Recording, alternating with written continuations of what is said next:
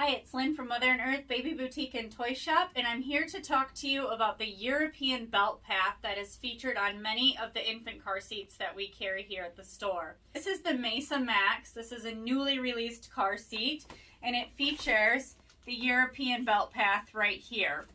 And the way that it works is for installation when you do not have a base.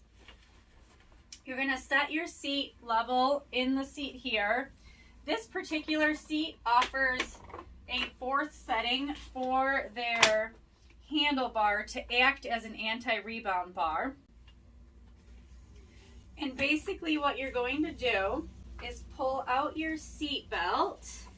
This particular seat belt is very picky, so I'm just going to hold it here. Most seat belts are not as finicky as this one.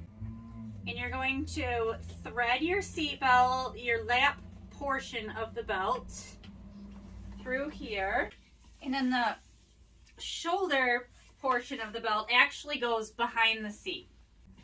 And then we're going to buckle it in and pull out any slack. Being that this was pulled out, the retractor's already locked.